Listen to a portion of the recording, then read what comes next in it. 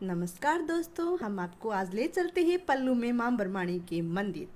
पल्लू राजस्थान के हनुमानगढ़ जिले में रावतसर तहसील का एक कस्बा है।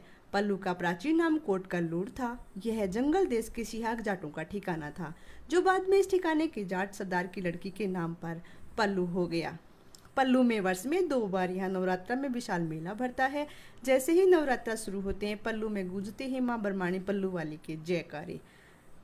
पल्लू में जब धोक लगाने जाते हैं तो सबसे पहले शार्दुल जी की धोक लगाई जाती है। ऐसी मान्यता है कि अगर शार्दुल जी की धोक पहले न लगाई जाए तो पल्लू वाली माता की धोक अधूरी मानी जाती है। तो हम आपको बताते हैं कौन थे शार्दुल जी और उन्हें क्यों उनकी धोक लगाई जाती है। कस्बे में शार्दुल नामक वीर सेनापति माता जी के द्वारपाल का मंदिर। इसके बारे में कहा जाता है कि मां बरमाणी से एक वरदान मिला था कि जो भी भक्त जन माता के मंदिर में धोक लगाने और दर्शन करने आते हैं, उनको माताजी दर्शन करने से पहले माताजी के द्वारपाल शार्दुला जी के में धोक लगानी होती है। अगर कोई भी भगत जन ऐसा नहीं करता है तो उसकी यात्रा सफल नहीं होती है। माताजी के मंदिर के पुजारियों को इस नियम का पालन करना होता है। शार्दुल जी महाराज की पूजा के बाद माताजी के मंदिर में धोक लगाई जाती है। यहाँ 2 मंदिर हैं, एक मां बरमाणी व सरस्वती और दूसरा मां कालिका। दोनों ही मंदिरों के चांदी के दरवाजे हैं, जो वर्षों पूर्व बनाए गए, किंतु आज भी नए जैसे ही दिखते हैं। मंदिर में पूजा सदियों से भोजराज सिंह के वंशज पीढ़ी दर पीढ़ी करते आ रहे हैं। प्रतिदिन चढ़ने वाला प्रसाद और चढ़ावा भोजराज सिंह के वंशज परिवार में बांट दिया जाता है।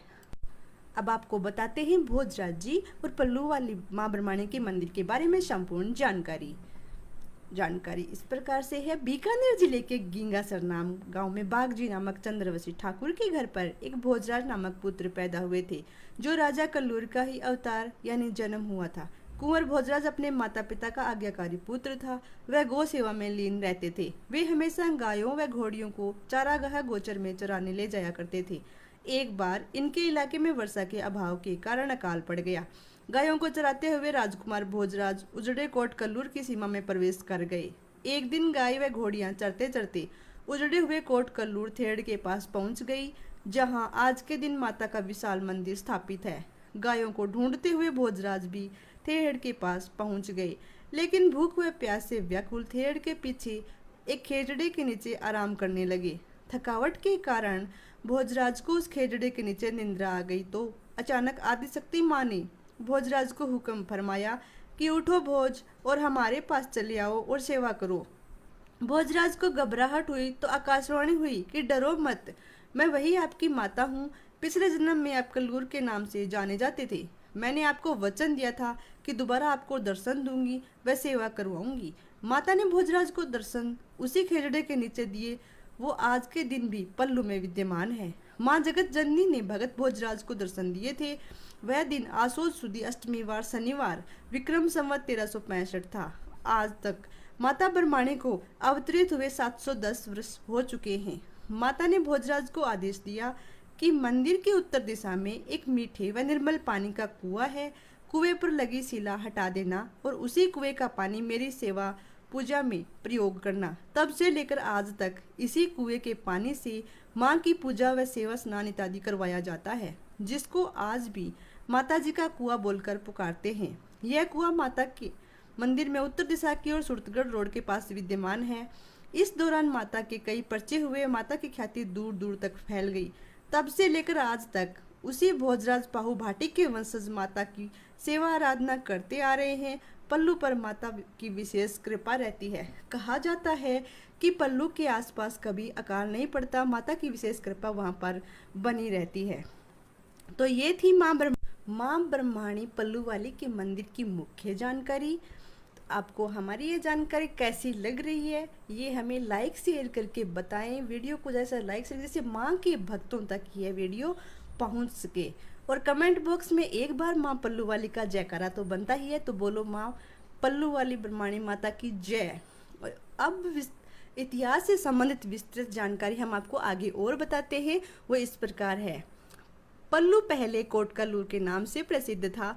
चंद्रवंश में गणपत नामक के राजा आबू में राज्य करते थे। उनके 9 पुत्र हुए थे, जिनमें बड़े पुत्र का नाम कल्लूर था। कुंवर कल्लूर ने ऋषि मार्कंडे के आदेशानुसार माँ जगदम्बा की कठिन तपस्या की थी।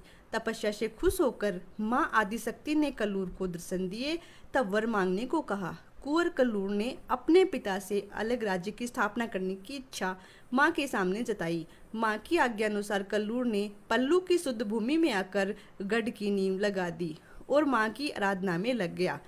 माँ की कृपा से कल्लूर में यहाँ एक विशाल किला बनाया जिसकी सीमा 88 बीघा थी। इस किले के 4 द्वार थे। किले का नाम आगे चलकर कोट कल्लूर के नाम से विख्यात हुआ।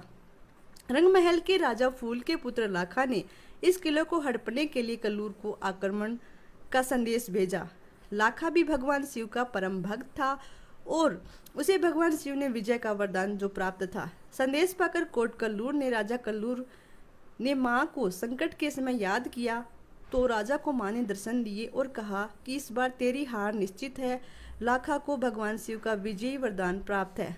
अगर पराजय से बचना चाहते हो तो राज्य की सीमा से बाहर चले जाओ। मैं किले को ध्वस्त कर देती हूँ और जब कभी भी यहाँ आकर माँ को याद करेगा तो माँ उसे पुनः दर्शन देगी और उसे अपनी भक्ति करने का वर दिया। यह बात करीब 750 वर्ष पुरानी है। बीकानेर जिले के गिगासर नामक गांव में बागजी नामक चंद्रवशी ठाकुर के घर एक भोजराज नामक पुत्र पैदा हुए थे, जो राजा कल्लूर का ही अवतार यानी जन्म हुआ माना जाता था। इसी कड़ी में माँ ब्रह्माणी पल्लू वाली के विस्तृत वीडियो हम आगे डालते रहेंगे, इसीलिए चैनल को सब्सक्राइब करें और वीडियो को ज़्यादा से ज़्यादा लाइक शेयर करें, जिससे माँ के सभी भक्तों तक यह वीडियो पहुँच सके। और कमेंट बॉक्स में बताएं कि आपको हमारा वीडियो कैसा लगा और माँ ब्रह्माणी पल्लू वाली का जयकारा ज़रूर लगाएं। मिलते हैं अगले वीडियो में, तब तक के लिए नमस्कार।